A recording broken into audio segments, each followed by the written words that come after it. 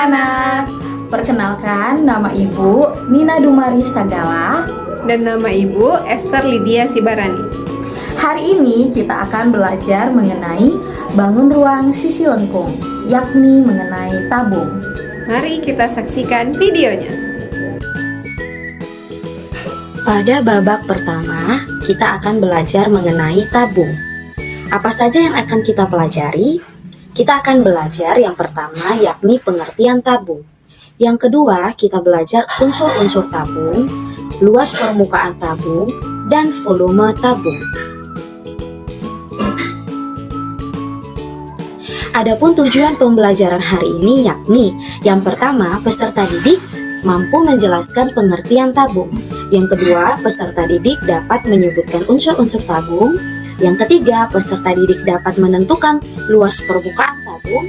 Yang keempat, peserta didik dapat menentukan volume dari tabung. Dan yang kelima, peserta didik dapat menyelesaikan masalah kontekstual yang berkaitan dengan luas permukaan dan volume bangun ruang sisi lengkung. Saat ini yang kita pelajari yakni mengenai tabung. Mari kita mengenal apa itu tabung. Apa saja contoh benda yang berbentuk seperti tabung? Dapatkah kamu menyebutkannya?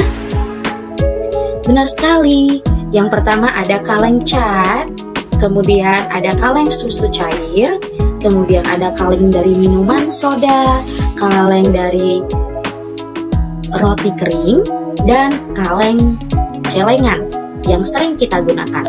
Nah, benda-benda ini semuanya berbentuk tabung. Nah, kalau begitu, dapatkah kamu menyebutkan apa itu pengertian tabung? Jika sebuah tabung dibuka, kita dapat lihat seperti pada gambar ini. Gambar apakah yang dapat kamu temukan? Atau bentuk apa yang bisa kita temukan? Bisakah kamu menyebutkan definisi tabung dari gambar video yang tadi telah kamu perhatikan?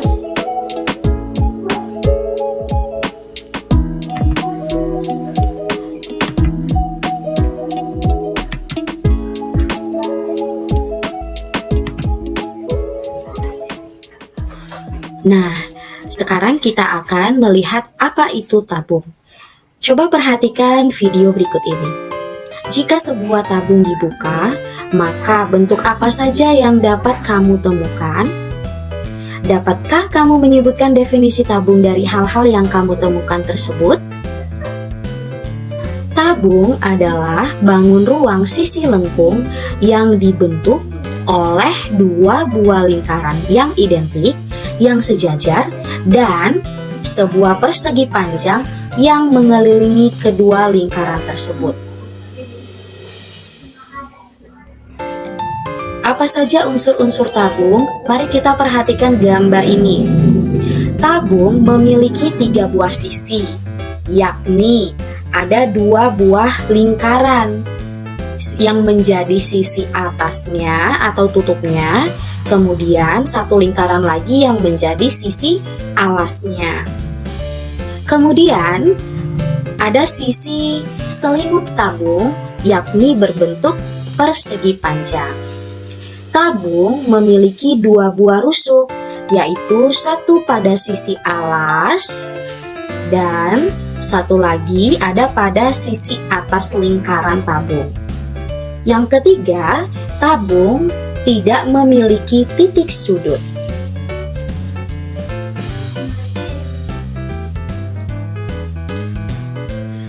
Kita akan belajar menentukan luas permukaan tabung. Coba perhatikan yang pertama, bidang alas tabung. Bidang alas tabung berbentuk lingkaran, sehingga luas dari bidang alas tabung itu adalah luas lingkaran. Yang kedua, luas bidang tutup tabung. Tutup tabung berbentuk lingkaran, sehingga luas bidang tutup dari tabung sama dengan luas lingkaran. Dan yang ketiga, luas bidang sisi tegak tabung atau selimutnya yang berbentuk persegi panjang. Sehingga untuk mencari selimut tabung, maka kita akan menentukannya dengan mencari luas persegi panjang. Ingat, luas persegi panjang adalah panjang dikali lebar. Nah, panjang dari persegi panjang ini adalah keliling lingkaran alas atau tutupnya. Dan lebarnya adalah tinggi tabung. Sehingga panjang kita tukar menjadi keliling lingkaran, kemudian lebar kita ganti menjadi tinggi tabung. Sehingga panjang kali lebar itu adalah keliling lingkaran yang dikali dengan tinggi tabung. Nah, dapat kita simpulkan bahwa luas dari permukaan tabung adalah luas selimut tabung yang ditambah dengan luas sisi atasnya tabung dan ditambah dengan luas sisi alasnya tabung. Luas selimut tabung tadi adalah keliling lingkaran yang dikalikan sama tinggi tabung sehingga menjadi 2VR dikalikan dengan tinggi tabung.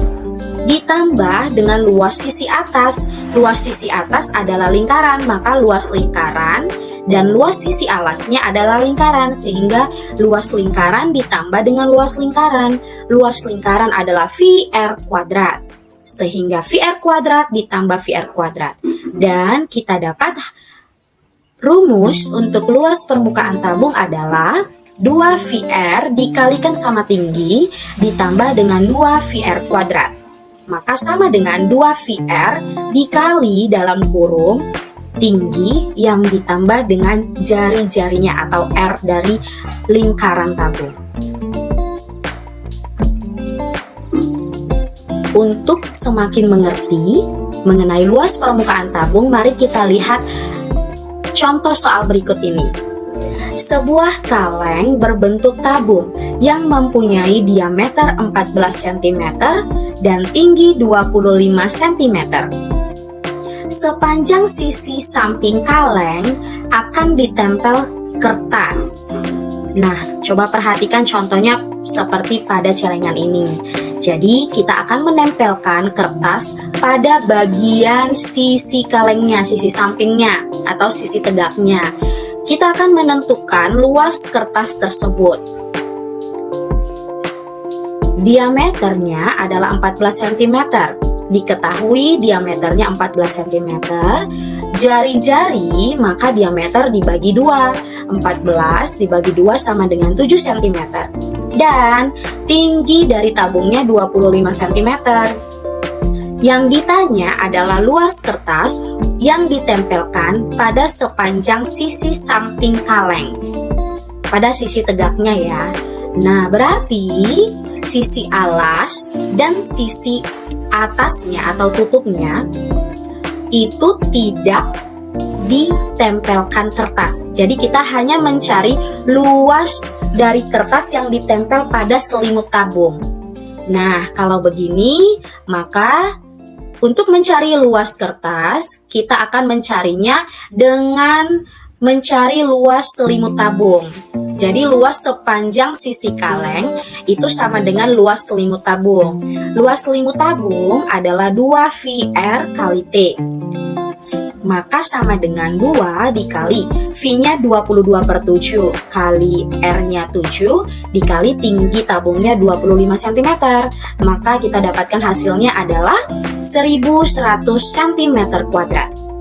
Jadi, luas kertas yang diperlukan untuk ditempelkan pada sepanjang sisi samping kaleng tersebut adalah 1100 cm kuadrat. Nah, demikian pembelajaran kita mengenai luas permukaan tabung.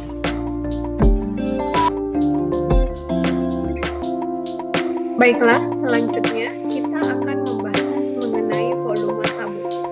Perhatikan gambar berikut ini. Di sini Ibu menampilkan 3 buah prisma dan sebuah tabung. Nah, dari gambar tersebut, dapatkah kamu menemukan kesamaan dari prisma dan tabung? Pertama, perhatikan prisma segitiga. Di sana kamu menemukan alas dan tutupnya berbentuk segitiga yang sama dan identik. Kemudian, prisma segi empat, kamu juga dapat melihat bahwa alas dan tutupnya berbentuk segi empat yang sama dan identik. Segi empat gambar di sini bukan hanya persegi ataupun persegi panjang ya. Bisa juga jajar genjang, belah ketupat, seperti itu ya.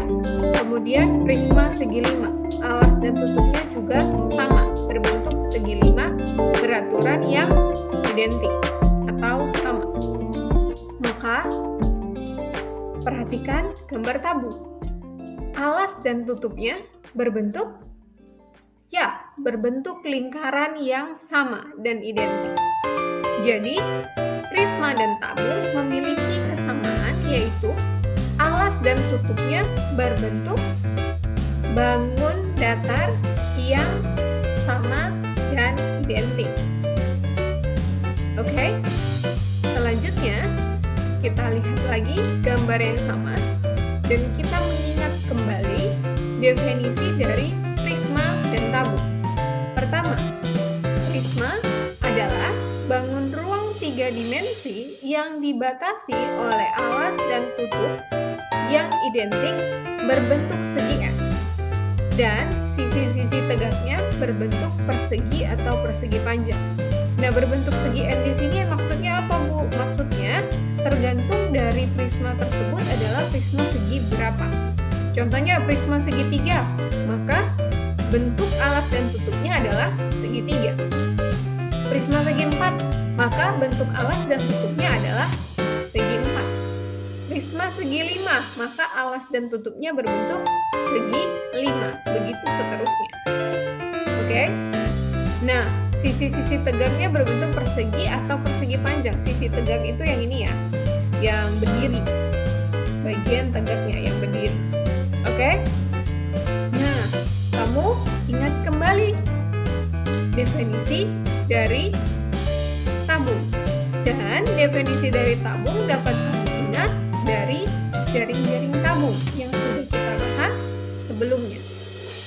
Dari gambar di sini dapat kamu lihat bahwa tabung adalah bangun ruang 3 dimensi yang dibatasi oleh 2 buah lingkaran yang identik sebagai alas dan tutupnya dengan selimut tabung berbentuk persegi panjang.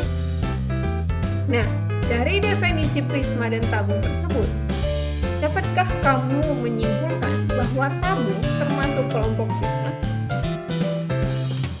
Ya, tabung termasuk kelompok prisma karena alas dan tutupnya identik dan sisi tegaknya berbentuk persegi panjang.